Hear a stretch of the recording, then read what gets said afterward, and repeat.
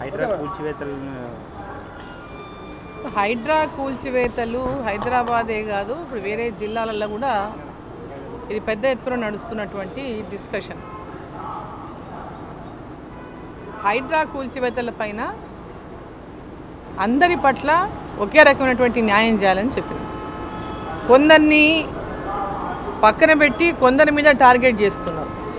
దీంట్లో కొంతమంది అపార్ట్మెంట్స్ ఒకటికో బీదోలం మీద కూడా మేము చేస్తున్నాం అనేటటువంటి చూపేటటువంటి ప్రయత్నం చేస్తున్నారు. అంటే ఏదో మేము చాలా న్యాయంగా చాలా చిత్తశుద్ధితో చేస్తున్నామని చూపించుకునేటువంటి ప్రయత్నం చేస్తున్నారు. సో ఈరోజు ఎవరికి నోటీసులు ఇవ్వకుండా కొన్ని చోట్ల, కొందరికేమో టైం ఇస్తూ కొన్ని చోట్ల, అసలు వాళ్ళ హైడ్రా అనేటటువంటి అంశం అనేది ఈ రాష్ట్ర ప్రభుత్వం మిగతా అనేక అంశాలను పక్కన పెట్టడానికే, దృష్టి మరల్చడానికే హైడ్రాని తీసుకొచ్చింది అనేది.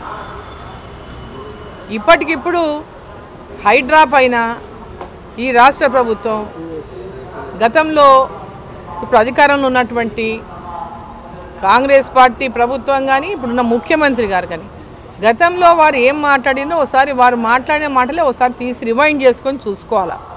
అవన్నీ యూట్యూబ్లో సేవ్ అయ్యే ఉంటాయి. మరి ఏం మాట్లాడిండ్రు గతంలో? ఉన్న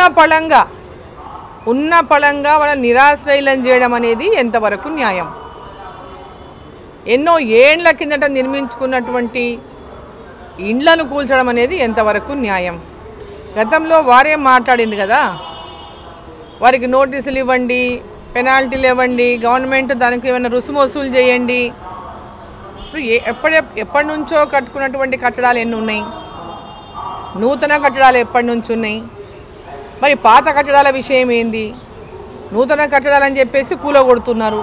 మరి అంతకుముందు కట్టుకున్నటువంటి వాళ్ళ పట్ల ఏ విధమైనటువంటి చర్యలు తీసుకుపోతుంది ప్రభుత్వం? ఇప్పుడు రూల్ అనేది అందరికి ఒకటే రూల్ ఉండాలి. కొందరికి ఒకలాగా అనేటటువంటిది కరెక్ట్ కాదు. చెరువులు హైదరాబాద్లో అనేకమైన చెరువులు ఉన్నాయి. మరి ఆ చెరువులలో కబ్జాలు అయిపోయిన ఏండ్ల నుంచి ఇప్పుడు ఆ చెరువులన్నీ కూడా ఇప్పుడు అక్కడ ఉన్నటువంటి కట్టడాలను కూడా కూలగొడతారా? ఏ రకమైనటువంటి నిర్ణయం తీసుకోబోతున్నది రాష్ట్ర ప్రభుత్వం? ప్రజల దృష్టిని పూర్తిగా ఈ రాష్ట్రం అప్పుల కూపంలో ఉన్నటువంటి ఈ రాష్ట్రాన్ని ప్రజలకు అనేక హామీలు ఇచ్చి మభ్యపెట్టి వాటి పట్ల దృష్టి మరల్చడం కోసమనే ఈ హైడ్రాని తీసుకొచ్చి హైదరాబాద్ని అంతా బెంబేలెచ్చిచ్చేసాడు. హైదరాబాద్కి ఇప్పుడు ఎవరన్నా కొత్త వాళ్ళు వచ్చి రియల్ ఎస్టేట్ వచ్చి కొత్త డెవలప్మెంట్ రావాలంటే కూడా ఈరోజు భయానకమైనటువంటి పరిస్థితి హైదరాబాద్లో ఏర్పడింది. హైదరాబాద్ యొక్క అభివృద్ధి ప్రశ్నార్థకంగా మారిపోయింది. ఇవాళ హైదరాబాద్కి రావాలా ఎవరైనా కొత్తగా అంటే ఏం జరుగుతుందో ఏందో ఉన్న భవనాలు ఉంటాయా పోతాయనేటటువంటి పరిస్థితి ఏర్పడింది. ఒక భయానక వాతావరణాన్ని ఇలా హైదరాబాద్లో సృష్టించింది ఇప్పుడు ఉన్నటువంటి ప్రభుత్వం. హైడ్రా అనేది కేవలం హడలెత్తించి భయపడి వాళ్ళకు సంచులు తీసుకొచ్చి ఇచ్చేయాలి, రేపు రాబోయేటటువంటి ఎన్నికల్లో ఆ సంచులను పైన ఉన్న వాళ్ళ పార్టీకి మోయాలని ఈ హైడ్రాని తీసుకొచ్చిండ్రు. అంతకంటే వేరే లక్ష్యం ఏం జిల్లా కనబడతలేదు.